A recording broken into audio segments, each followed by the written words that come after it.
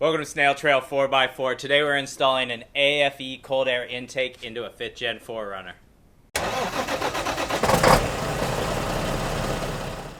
So step one here is to remove a bunch of these clamps and a hose. We're going to pull this one off, loosen it up so we can take this section off. We're going to do this one as well. These are done with this hex or a Phillips head here. We're going to pull this back, which is pretty easy, and then there's this hose on the back here that we're going to remove as well. Next step is the electrical. We removed the mass airflow sensor right here. We unclipped this one just by using a flathead screwdriver. There's a guy back here, right here, that is, you just pinch the tabs and that pops out of this area.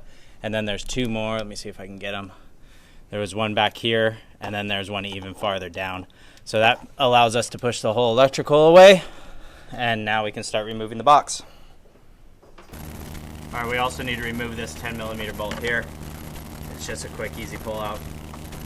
And now we're all loose on everything, so we can start actually pulling things off. We can pull this aside. We already removed these 4 tabs here, 1, 2, 3, and 4 on the box. That allows us to pull everything else off. Our next step here is to remove these 3. These are 12mm bolts. There's 1, 2, and there's a third one on this side that holds it in. Once we remove those 3, this whole bottom section of the air intake can come out. Now that we have removed the 3 bolts, they're bolts on there, this thing just pulls up nice and easy. Our next step is we're going to remove, this is a 10mm bolt here. This is just the next bolt, removing this bracket that we already had released on the top. Oh, it just popped right off. Nice. So we're not going to use this whole bracket. Wow, this motor's hot, Brennan. AFE supplies us with a threaded rubber bushing that goes right into this hole here. It's right across from this gas line. That's the way that it looks like. That's the easy way to put it in, or to know which one you're going to put it in. And what you do is you just hand tighten it down. You don't have to do it very fast. It's just, more or less it's there for the bushing. We're putting this rubber seal on this. This is where the intake is for this housing box, and it's just a pain in the butt. And so we found that just manhandling it and pushing it on is probably the best way that we're going to do it. They also supply you with a lot of excess. Well, not really a lot, but with excess, so you're going to have to align it and then trim it to size. We found about 3/4 of an inch is what we're going to be trimming. There are 3 of these rubber grommets that were on the bottom here, and we need to use 2 of them for the new box. So I just got a standard extender here, and that just pushes out there's like a steel part there in the middle, right here. So that can just push that out, and then you can just kind of work these rubber bushings out, and we are going to use them for the new box. There's that. One more. We're installing these bushings back on the Momentum housing, the AFE Momentum housing. They go on the farthest back side. This would be the one that's closest to the firewall.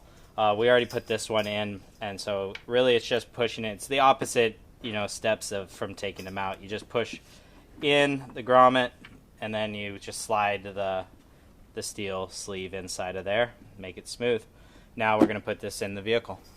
So we added these 2 bolts. These were from the stock intake. We used these 2 bolts in here, put them there, and then this one here is you add the washer and a 13mm nut. Those are both provided in the kit, and that threads onto that threaded rubber bushing that we put in a little earlier. So those are the 3 parts that need to be installed. We did have to press pretty hard on this, and it did push against, I think this is the horn right here, pushed up against that to get everything to fit. But it's in there, and it's pretty massive. It looks badass.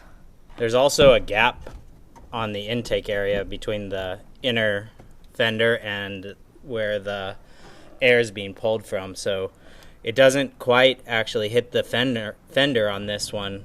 I don't know if it is adapted differently because other fenders are slightly different, but this is a 2016, and it doesn't actually press up against that fender, so that rubber bushing is just kind of a spacer right now.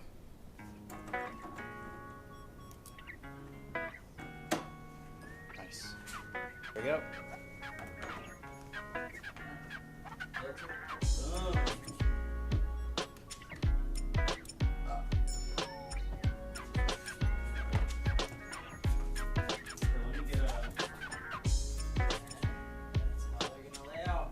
Now we have the brass fitting, and that's going to go right here, and that's going to be for that free hose, I believe. Or this might be for the big hose, and that one might be the small hose. Oh, we'll see how it goes. But the brass fitting goes right there. The mass airflow sensor goes right there. Brass fitting. We'll tighten those up, and then we put this into place. We've got the reducing coupler here on the throttle body. It was sort of a pain in the butt to get on there. You had to like expand it to get it over the throttle body while still keeping this V-band on there. You need to make sure that this text, I don't know if that text is going to show up, but there's text on this side, and that text is away from the throttle body.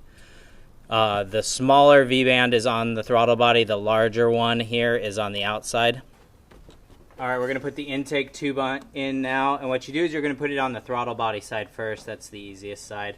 Just wiggle it around, make sure that it fits. Got some problems here on the bottom, so I'm just going to use a screwdriver and gently slide it around. You don't want to rip that boot. There. That's pretty good. And then this side just slides inside of the air filter. There we go. And then the little hose is going to go on the brass fitting here on the back side, and the bigger hose is going to go on the plastic port that's molded onto the intake tube, and we can just tighten that up. And then we're going to connect the mass airflow sensor, which is a little bit of a stretch but does work.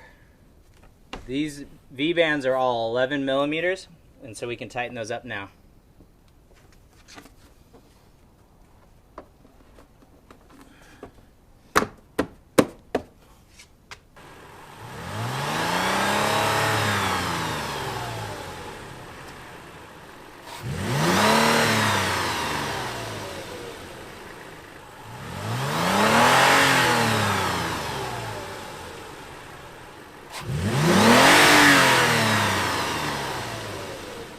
Thanks for watching. If you have any questions or comments, please let us know down in the comments section. I want to mention that this is not California street legal. So if you're outside of California, then this is a great option for you. But right now, this is only for high performance off-road vehicles only. So just know that for California. So thanks for watching. Hammer down on that subscribe button, and don't forget, keep crawling.